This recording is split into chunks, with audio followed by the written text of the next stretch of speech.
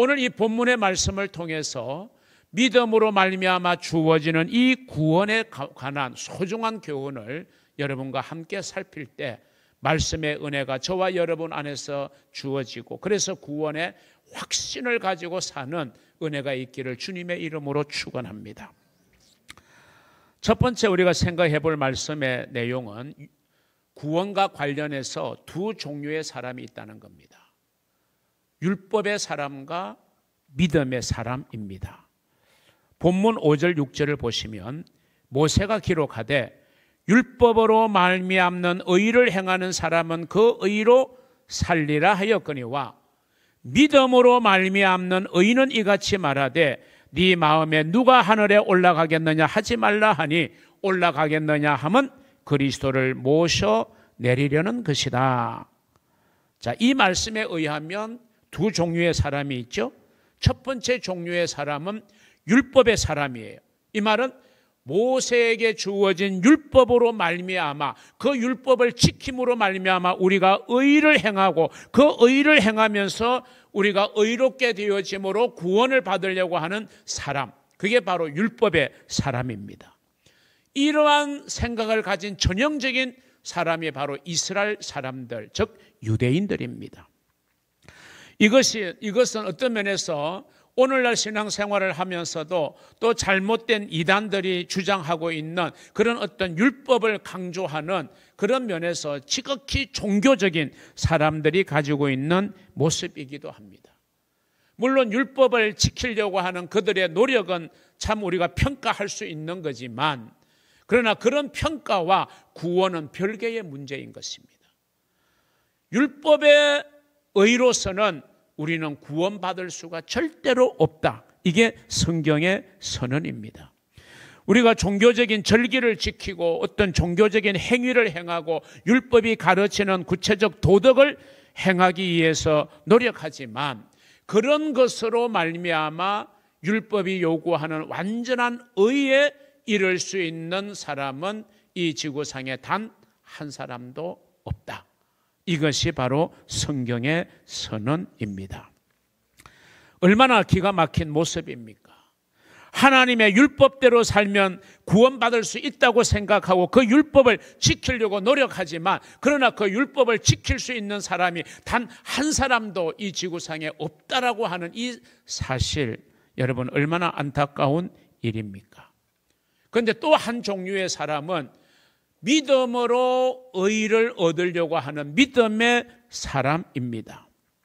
율법으로 받으려고 하는 구원이라는 것은 내가 가면 갈수록 그 길은 점점 더 멀게 느껴지고 내가 하면 할수록 더 고통스러워지는 것, 이게 율법입니다.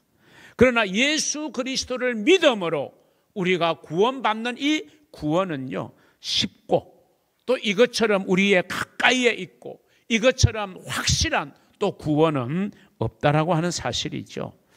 우리가 조금 전에 로마서 10장 6절 누가 하늘에 올라가서 그리스도를 끌어내릴 수 있겠느냐, 이 말씀의 의미를 우리가 구약 신명기 30장 11절과 14절을 보아야 그 말씀의 의미가 이해가 돼요.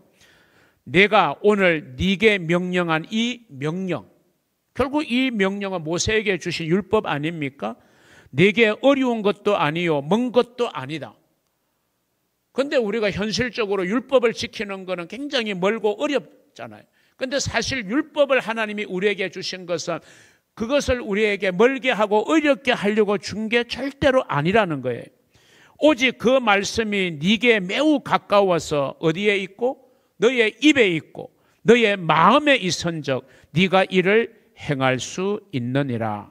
그런데 오늘 본문에도 보면 구원은, 말씀은 너의 입에 있고 너의 마음에 있다, 이렇게 표현하고 있어요. 우리의 입은 우리와 늘 같이 동행하죠. 우리의 마음 늘 동행합니다. 결코 먼 곳에 있거나 험한 곳에 있는 게 절대로 아니라는 거예요.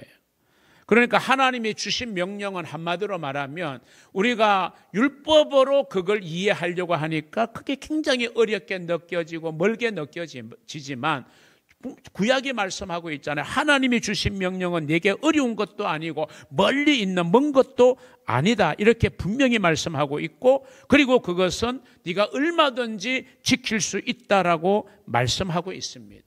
하나님의 말씀은 하늘에만 있지 않다는 거예요. 그래서 말씀이 하늘에 있어서 그것을 하늘로부터 가지고 와서 지켜야 한다는 것이라면 누가 그것을 지킬 수 있겠느냐라고 하는 것이죠. 그래서 하나님의 말씀은 너의 입에 있고 너의 마음에 있다. 그러므로 그것을 우리는 지킬 수 있다라고 말하고 있습니다. 그러면 우리가 두 번째로 생각해 볼 말씀이 뭐냐? 그러면 이런 구원, 우리의 가까이 있고 너무나도 쉬운 구원을 우리가 받으려고 하면 우리가 어떻게 해야 하느냐? 이 말씀을 우리가 생각해야 됩니다. 자, 구원은 우리의 멀리 있는 게 아니라 우리의 가까이에 있다. 그리고 구원은 우리의 입에 있고 우리의 마음에 있다. 이렇게 말하고 있죠. 그러니까 우리가 구원을 얻기 위해서, 구원을 받기 위해서는 우리의 입과 우리의 마음이 중요하다는 걸 우리는 기본적으로 느끼게 됩니다. 왜? 우리의 입에 있고 우리의 마음에 있다고 했으니까 우리의 입과 마음의 어떤 여하에 따라서 구원을 얻을 수도 있고 얻지 못할 수도 있는 거죠. 자, 입에 있다. 여러분이 음식을 입 안에 넣습니다. 그럼 음식물이 입 안에 있어요. 그럼 여러분은 두 가지의 행동을 할 수 있어요. 그 음식물을 씹어서 삼킬 수도 있고, 아니면 그 음식물을 여러분이 그냥 내뱉을 수도 있는 거예요. 그건 여러분의 자유입니다. 음식이 뭐 심한 냄새가 나거나 상한 것 같으면 그거는 뭐 뱉을 수 있는 거고요. 음식이 맛이 있으면 꼭꼭 씹어서 삼킬 수 있는 거죠. 그러면 입 안에 있는 음식, 입 안에 음식이 있다는 그것만으로는 되지 않아요. 그 음식을 씹어서 삼켜 먹을 때 그 음식이 주는 유익을 우리의 몸은 얻게 되는 거고, 그리고 내 안에 음식을 넣어서도 그 음식을 내뱉어버리면 그 음식이 우리에게 줄 수 있는 영양분을 우리의 몸에 주지를 못하는 거예요. 그러니까 음식이 우리의 입 안에 있는데 그걸 뱉을 수도 있고 삼킬 수도 있는, 그게 바로 우리의 고난 아닙니까? 구원이 너의 입 안에 있다. 그런데 그 구원을 네가 너의 것으로 잘 받아 먹을 수도 있고 그 구원을 네가 내팽개칠 수도 있다. 내뱉을 수도 있다는 거죠. 자, 그다음 구원이 우리의 마음에 있다 그랬어요. 마음. 여러분, 흔히 우리는 마음 먹기에 달렸다 그랬습니다. 여러분이 마음의 문을 누군가를 향해서 활짝 열 수 있어요?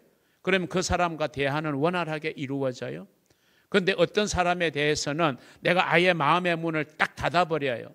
대화를 시도하려고 하지만 내가 이미 마음의 문을 딱 닫아버렸기 때문에 대화가 되지 않는 거예요. 그래서 예수님이 뭐라 그래요? 누구든지 내 음성을 듣고 문을 열면, 주님은 우리 문 밖에서 문을 두드리고 계시잖아요. 마음의 문을. 문을 열면 우리 마음 깊은 곳으로 들어오지만 내가 아무리 주님이 우리의 마음을 두들겨도 내가 마음의 문을 딱 열지 않고 빗장을 걸어 놓으면 주님은 우리 마음 속으로 들어올 수가 없는 거예요. 이게 바로 우리가 구원 얻는 길의 가장 중요한 포인트입니다. 우리의 입과 우리의 마음이 중요하다는 것을 우리는 생각해야 됩니다. 그래서 구원을 우리가 받음에 있어서 가장 출발점은 우리 마음의 결정에 달려 있다는 거죠. 이런 이야기가 있습니다. 옛날에 어떤 왕이 정말 눈에 가시처럼 여겨지는 한 사람을 죽이려고 딱 마음을 먹고 작정을 했습니다. 그런데 아무 근거 없이 죽일 수 없으니 여러 신하들이 보는 앞에서 그 사람을 불러 앉혔습니다. 그리고 그에게 이렇게 묻습니다. 지금 내 손에는 새 한 마리가 있다. 이 새가 과연 살겠느냐 죽겠느냐? 네가 알아맞히면 내가 너를 살려준다. 만약에 알아맞히지 못하면 너는 죽게 된다. 얼마나 고약한 질문입니까? 만약에 그 사람이 왕의 손에 있는 새는 살게 될 것입니다. 살 것입니다라고 말하면 왕은 그 새를 죽여버리겠죠. 왜? 이 사람을 죽이려고 이미 마음에 작정을 한 거니까요. 그런데 그 사람이 새는 죽을 것입니다. 그러면 왕은 그 새를 죽이지 않겠죠. 날려보내서 살게 하겠죠. 그래서 이 사람이 뭐라고 대답을 했느냐? 그것은, 즉 그 새가 살고 죽는 것은 전하의 마음에 달려 있습니다. 맞는 말이죠. 그 새가 사는 것 죽는 거는 그 새를 손에 쥐고 있는 왕의 마음에 달려 있는 거예요. 여러분, 하나님께서 저와 여러분에게 구원을 선물로 주시기 위해서 그 구원의 진리, 구원의 말씀을 우리의 입에 두었고 우리의 마음에 두었어요. 이제 내가 구원을 받느냐 못 받느냐 우리의 마음에 달려 있는 거예요. 내가 입으로 마음으로 그것을 받아들여 나의 것으로 삼으면 구원의 선물이 내게 주어지지만 그것을 내가 거부하고 그것을 내가 내팽겨치면 구원의 선물은 우리에게 영영 오지 않는 것입니다. 구원은 결코 어려운 일을 해내는 것에 있지 않아요. 예수를 구주로 믿는다고 여러분의 입으로 시인하면 누구에게나 구원의 선물은 주어지게 되는 겁니다. 그래서 구원 얻기 위해서는 어떤 사람이든지 간에 예수께로 나오면 되는 겁니다. 주께로 가면 우리는 구원을 받게 되는 거예요. 자, 그러면 이 구원, 우리의 입술에 있고 우리의 마음에 있는 이 구원을 우리는 어떻게 구체적으로 우리의 것으로 얻을 수 있겠느냐? 오늘 본문 9절이 그 답을 정확하게 주고 있습니다. 자, 9절을 우리 같이 한번 읽어볼까요? 네가 만일 네 입으로 예수를 주로 시인하며 또 하나님께서 그를 죽은 자 가운데서 살리신 것을 네 마음에 믿으면 구원을 받으리라. 아멘. 자, 이 말씀은 우리가 구원을 받는 두 가지의 분명한 이유를 말하죠. 자, 입과 마음에 있으니 입으로는 시인하고 마음으로는 믿어라. 마음으로 믿은 것을 입으로 시인하면 구원이 우리의 것이 된다. 이게 구원의 진리입니다. 여러분, 너무 쉽지 않아요? 너무 확실하지 않아요? 자, 첫째로 우리가 입으로 예수를 주로 시인하면 구원을 받는다. 오늘 구절은 그렇게 말하고 있죠. 여러분의 입술로 예수를 주로 시인하면 구원이 우리에게 임하게 된다는 거죠. 여러분 한번 따라서 하십시다. 예수님은 나의 구주이십니다. 예수님은 나의 인생의 주인이십니다. 요약해서 예수 내 구주. 이렇게 하면 여러분 구원 받는다는 거예요. 얼마나 쉽습니까? 여러분 어떤 힘든 것을 요구하는 게 아니에요. 그냥 단지 우리가 입으로 예수를 주로 시인하면 됩니다. 그런데 문제가 있는 거예요. 그래서 정말 중요한 것은 내 마음에 가득한 것이 입으로 나오게 되는 거예요. 그래서 여러분 우리가 말을 들을 때 이상한 말을 들으면 저 사람 정신없는 말을 한다. 그게 마음이 혼미한 거예요. 마음에서 나오는 진정한 이야기가 아니라는 거예요. 그래서 정신없는 말을 하는 사람이다. 이런 표현을 우리가 쓰기도 하잖아요. 그냥 지나가는 말로 하는 게 아니라 따라하라니까 그냥 아무 생각 없이 마음에 동의함 없이 따라서 하는 그런 말이 아니라 정말 주님이 원하시는 우리의 입술의 시인은 우리의 마음에서 그렇게 믿어서 입으로 시인하는 그 입술의 시인, 이걸 하나님은 원하시는 것이다 하는 사실을 여러분 기억하시기를 바랍니다. 그래서 9절에 보면은 두 번째 구원을 받기 위해서 우리가 어떻게 해야 되는가? 우리가 입술로 시인하기 전에 마음의 결정이 있어야 된다. 즉 마음으로 믿어야 된다는 거죠. 뭘 믿어야 됩니까? 하나님께서 예수 그리스도를 죽은 자 가운데서 살리신 것을 믿어야 된다. 그래야 구원이 있다. 이걸 한마디로 말하면 부활의 주님을 믿는 거다 이 말이죠. 그러면 이제 이 말씀을 제가 정리합니다. 구원은 뭐냐? 우리의 마음으로 진정으로 예수가 죽음의 권세를 깨치고 부활하신 것을 내가 마음으로 믿고 그 예수님이 나의 구주, 내 인생의 주인이심을 입술로 시인할 때 그것이 바로 우리에게 구원이 주어지는 단 하나의 길이 되어진다. 이 이야기입니다. 구원이란 마음으로 예수의 부활하심을 믿고 입으로 예수를 나의 주님이라고 시인하는 것에 구원의 놀라운 역사가 일어난다는 것입니다. 그렇게 믿으시면 아멘 하시기를 바랍니다. 할렐루야. 여러분이 믿음으로 그렇게 고백하면요, 구원이 임하기 때문에 구원은 절대로 어려운 것도 아니고 멀리 있는 것도 아니에요. 그 마음의 결정이 어려운 거고, 그 결정을 내가 입으로 시인한다는 게 어려운 거고, 그리고 그것을 실제적으로 내가 내 생활 속에서 그렇게 가도록 한다는 것이 어려운 것이지, 여러분, 우리가 구원의 출발은 그렇게 멀거나 어려운 것이 절대로 아니라는 거예요. 그런데 사람들은 이제 전도할 때 가장 걸림돌이 뭐냐? 교회 가서 예수 믿고 구원 받읍시다. 그러면 나는 아직 술, 담배 하는데 어떻게 교회를 가요? 아무 문제 없어요.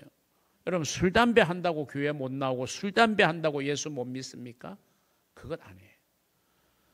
여러분, 우리가 구원은 우리의 어떤 행위에 의해서 이루어지는 것이라면 그 사람의 이야기가 일리 있을지 몰라요. 그런데 행위로는 절대로 구원받을 사람은 단 한 사람도 없다고 했잖아요. 그러니까 문제는 우리가 믿음으로 구원받는 거예요. 그거 문제되지 않아요. 내가 어떤 모습으로 살았든지 간에 문제되지 않아요. 예를 들어 볼까요?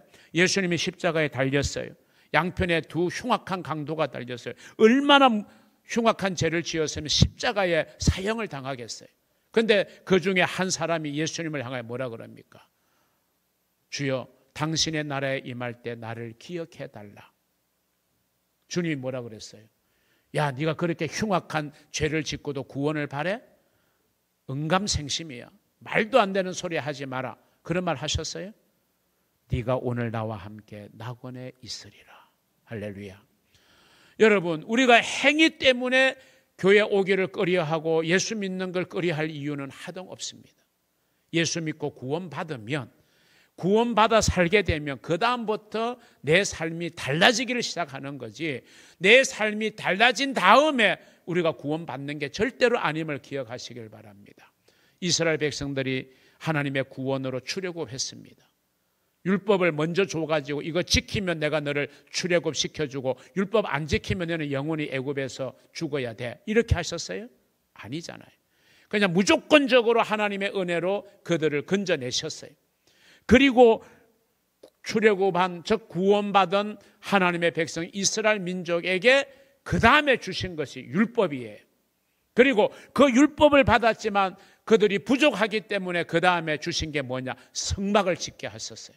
그래서 성막에서 제사를 드리게 했잖아요. 죄를 사하는 속죄제도 드리게 했고, 하나님 앞에 자신을 온전히 드리는 번제도 드리게 했고, 또 어떤 불화의 관계에 있으면 화목제를 통해서 화해를 이루게 했고. 왜? 우리의 부족함을 아니까. 여러분, 이 출애굽기의 순서는요, 출애굽 사건, 율법 수여, 그 다음에 성막, 이 순서는요 뒤바뀔 수 있는 순서가 절대로 아닙니다. 여러분, 행위로 인해서 구원에 있고 없음이 좌우되는 게 절대로 아니라는 사실을 여러분 기억하십시오. 그런 문제들 때문에 교회 오기를 꺼려하시면 그거 아무 문제 아닙니다. 그렇게 말씀하세요. 여러분, 예수 믿고 구원받으면 서서히 변화되어져 갈 수밖에 없는 거예요. 할렐루야. 그렇기 때문에 마음으로 믿고 입으로 시인해야 됩니다. 10절 말씀, 사람이 마음으로 믿어 의에 이르고 입으로 시인하여 구원에 이르게 된다. 할렐루야. 자, 마지막 세 번째, 이렇게 예수를 믿고 구원받는 자는 절대로 부끄러움을 당하지 않게 하신다라고 하는 겁니다. 10장 11절 12절을 보시면요, 성경에 이르되 누구든지 그를 믿는 자는 부끄러움을 당하지 아니하리라 하니 유대인이나 헬라인이나 차별이 없습니다. 한 분이신 주께서 모든 사람의 주가 되사 그를 부르는 모든 사람에게 부요하시도다. 우리에게 두 가지의 복을 약속하고 있어요. 여러분, 구원은 유대인이나 헬라인이냐 이 구분이 중요하지 않아요. 너는 유대인이니까 구원받고 너는 헬라인 이방인이니까 구원받지 못하고 이런 차별을 하나님이 두지 않습니다. 혈통이나 인종이나 민족의 차이에 따라서 구원의 문제가 정해지는 게 절대로 아니라는 거예요. 하나님의 구원은 모든 사람에게 베풀어 주시기를 원하고 계신다. 그래서 누구든지 어떤 상황에 놓여 있는 사람이든지 간에 예수를 내 구주로 믿으면 그 사람은 구원을 받게 된다. 단 하나의 조건, 예수를 믿고 내 입으로 시인하여 고백하면 아무런 이유 없이 주님의 구원이 임하게 되는 줄로 믿으시기를 바랍니다. 그런 자에게 주시는 하나님의 복이 뭡니까? 11절에 부끄러움을 당하지 않게 하신다. 우리 예수 믿는 사람들 이 세상에서 부끄러움 당하지 않게 하시고, 우리 예수 믿는 사람들 하나님의 나라에서도 부끄러움 당하지 않고 영광스러운 영생의 복을 누리게 하실 하나님의 복이 우리 구원받은 사람에게 예배되어져 있음을 여러분 믿으시기를 바랍니다. 우리 예수 믿는 사람들 이 세상을 우리는 당당하게 살아야 됩니다. 왜? 우리는 이 세상에서 부끄러움을 당하지 않게 하신다고 하나님이 약속하셨기 때문입니다. 또 12절에 보면 부유하게 하신다 그랬어요. 부유하게 하신다.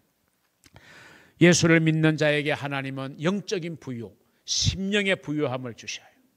이 심령의 부유함이 있으면요, 이 세상에 두려울 게 없어요. 우리의 마음에 부유함을 주셔요. 그 말은 마음에 평안이 있는 거예요. 그러니까 세상에 알 수 없는 평안이 우리 예수 믿어 구원받은 사람에게는 있는 거잖아요. 내가 너희에게 평안을 주노니 이 평안은 세상이 주는 것과 같지 않다. 그러니까 세상 사람들이 이해할 수 없는 놀라운 평안이 우리 마음에 자리 잡기 때문에 우리는 예수 믿지 않는 사람들보다 더 행복하고 더 아름답게 우리는 이 세상을 살아갈 수 있는 줄로 믿으시기를 바랍니다.